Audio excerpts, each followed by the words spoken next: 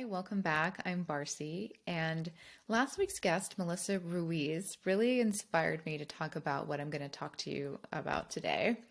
And if you haven't caught that one yet, it's called Finding Your Version of Happiness and Wealth. And it's, of course, on all of the podcast listening platforms, but it's also on YouTube.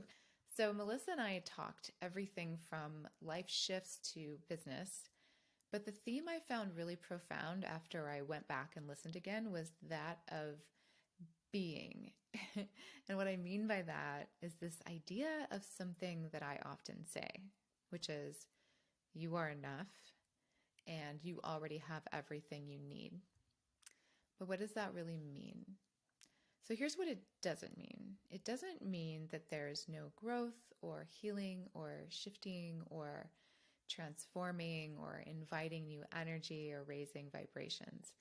Instead, it's an invitation to change our perspective from where the answers come from and what is available to you now.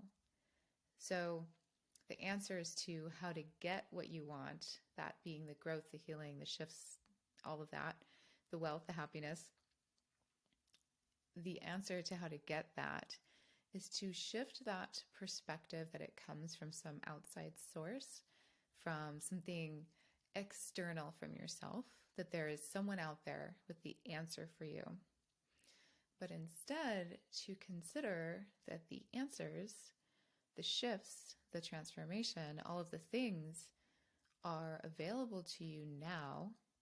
And it's more about gently adding light to them so they can reveal themselves to you as part of you because they are already part of you. So, how do we do that? First, I think just posing this possibility is really powerful, and that might be enough for right now. But if you want to go a little deeper, it might start with posing the simple question of, what do I want? And I mean, really, really, what do you want? And really feeling into your answers. And I use the word feeling because that is the essence of what you want to tap into. You want to tap into the essence. You want to tap into those feelings. The feeling, the essence of what you want is the important part rather than the what or even the how. That part isn't really in our control. We might convince ourselves that it is at certain times, and it's also good to be specific when you are trying to, bring something in or change something, get something you want, for lack of a better phrase, just to simplify. But but by allowing yourself to really explore how you want to feel in each of these categories of your life, that's the key to aligning with those things, which again are already part of you. They're already for you. They already are possible for you. You already are enough, deserving, worthy. You don't have to become someone different to reach the things that you want. The things you desire are not for other people. They're not for some version of yourself that will take a really long time for you to get to, for example. And maybe it takes time to shift this mindset, this perspective. But that's what I'm trying to share, that it's not that the process is shorter necessarily. It's that the approach to the process really changes when we start to trust ourselves and look to ourselves for the answers for the things that we want. So that's kind of what I'm getting at, what I'm leaning into with this conversation about being and about you being who you already want to be, but rather just opening up to a bigger version of yourself. So your version of joy and wealth, by the way, are unique to you also. So that's one way I know that you already have everything you need to have that, and that the difference is allowing that to be true, allowing it to be true that you already have access to your best version of joy and wealth. So, another step after you identify a few of the feelings that resonate as joy or wealth or happiness or success to you, whatever those big sort of sweeps that we try to get to in life are, the next step is to identify where these feelings already exist in your life or have existed maybe in the past.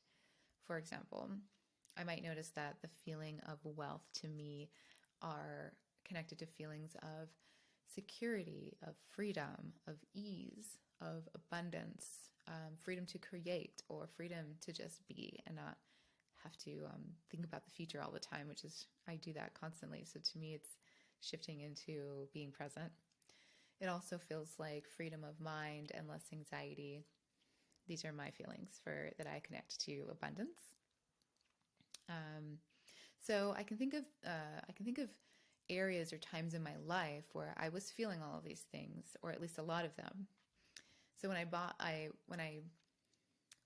into these feelings in my reality, that I was secure. When I bought into this reality, I'm secure, I'm abundant, I am safe, I have creative freedom, etc.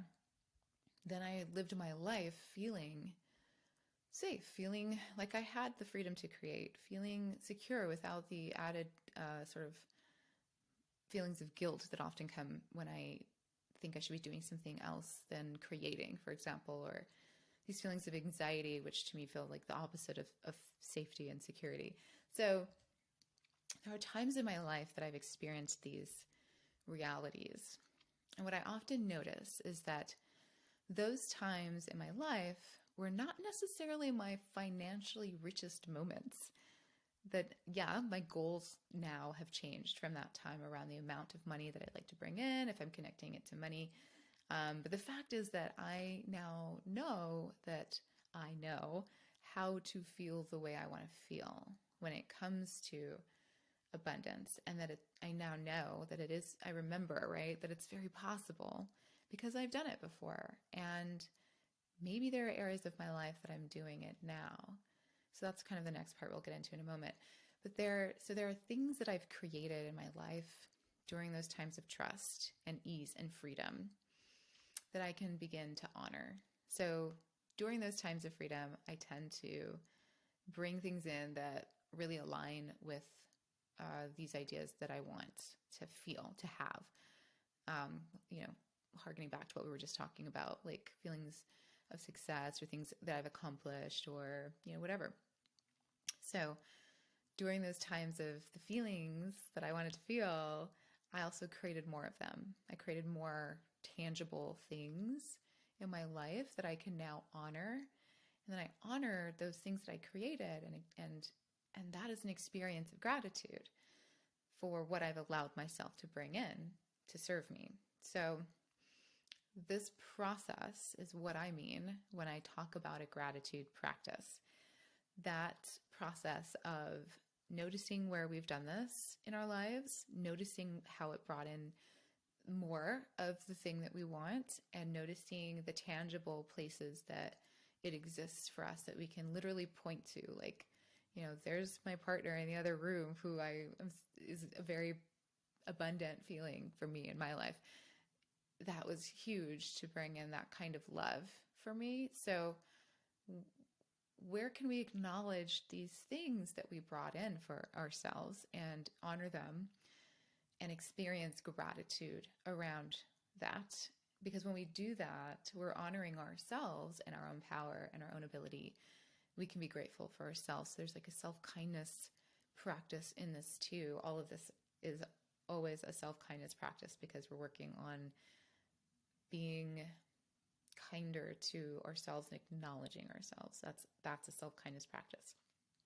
So, as I was saying, gratitude practice, it allows us to acknowledge our wisdom, our capabilities, and our talents that are unique to us to bring us the kind of joy and wealth that is also unique to us, the kind that really resonates for you. For example, what kind of home I really want may not be the kind of home you really want. So just that alone shows me that the way you're going to bring in abundance for yourself is going to be a little different than mine. It's going to be unique to you. So if if you want to do a 30-day practice of this kind of exchange with yourself, um, I've talked about this before. I have a gratitude course and it's called the Gratitude Bundle. I left the Gratitude Bundle course at its sale price of 70% off. There'll be a link in the show notes. And there you will get creative and mindful exercises, guided meditations, and shifting question prompts for the course of 4 weeks to guide you towards your own power, to show you that you already have everything you need and you are enough. I'll see you next week.